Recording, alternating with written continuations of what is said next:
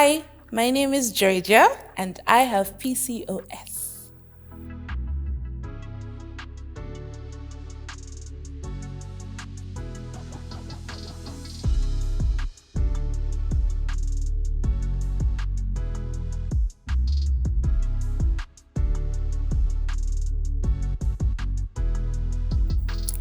Well, my experience being diagnosed with PCOS and some of my symptoms. Okay, I was diagnosed when I was younger. I was doing internship at NCU at the time. So I was maybe about 20 something. And I was constantly bleeding, just for weeks and weeks at a time with no explanation. So I actually went in when I almost fainted at the lab. My supervisor took me to a staff clinic. And when I went to the staff clinic, that was when the consultant informed me that I possibly had PCOS. I didn't have no idea what that was.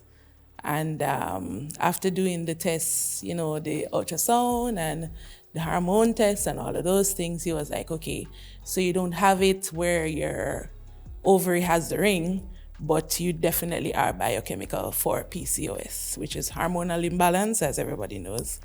So yeah, that was it. And he told me a whole host of things, including that I probably could not have children. So I was so depressed. Just thinking that you're 20 something and you're hearing that, it was a whole depression, right? But yeah, that was the beginning. Okay, so I do have the same bleeding issues. So sometimes I don't have a period, and then sometimes it comes like the flood, and it lasts for a very long time, more than 30 days, more than 40 days. It spots sometimes, and all of that. As well, I have hair under my chin, and hair grows a lot of places where I think it shouldn't be. And you have to shave constantly. And I am anemic, which I was told it's a part of it. And yeah, I think that's basically it. And of course, I've been trying to have a child for a while and can't, so there's that. Oh, wow, mercy. Okay, so it started off by trying to eat better because I was told, try to lose the weight, eat more vegetables, all of those lovely things. And I did it for a while and I lost 50 pounds and I was like, okay, this should work. So we were trying and as you can see, no kids. So here we are, and they put me on medication that they said would help. I keep taking off the weight, it keeps going back on.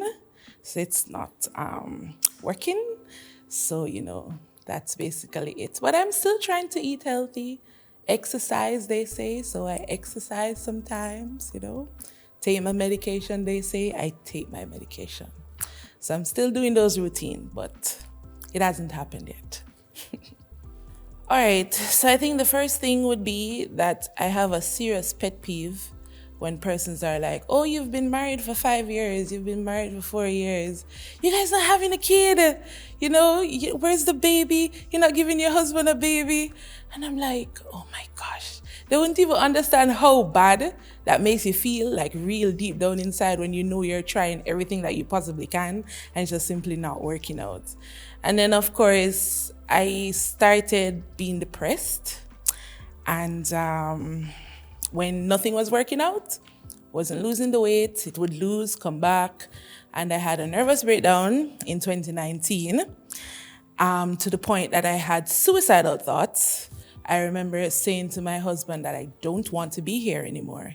I'm done. And he stopped the car and he was like, what do you mean? I said, I don't want to be here anymore. I'm done.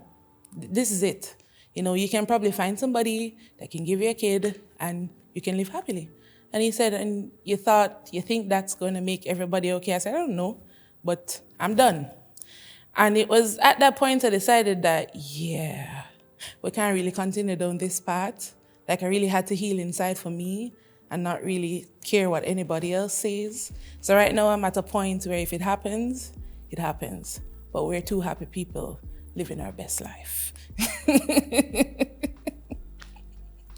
Okay, so I would encourage somebody who's going through PCOS and to tell them that despite the doom and gloom that they might read on Google, it's really not the end of the world. There are persons out there that are trying to come up with so many things that can, natural remedies that are really helpful to persons like me and you, and it's worked for many people. And the truth is, at the end of the day, you have to just trust the process. I mean, it might happen for you today, and you might see your friends out there with their 5 kids, and you're like, man, where are my 5 kids? But hey, you gotta trust the process. Your journey is not their journey. And that's just what it is. You have to just really be in your own space, understand that you're on this journey, that this crucible that is not for anybody else but you. And to be honest, God don't give you more than you can bear. So you're in this because you can bear it.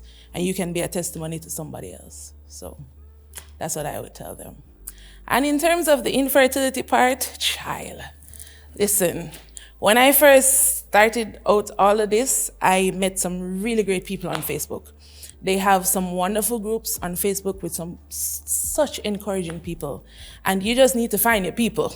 If you find your people, you're good. You don't feel that way when you see your friends out there with their kids because you have your people and you have that group, that rock that you can stand on. People saying, hey, don't worry, it will happen for you. And even if it doesn't, life goes on. You got to find your purpose some way. You understand? So find your people. That's my encouragement to persons with PCOS.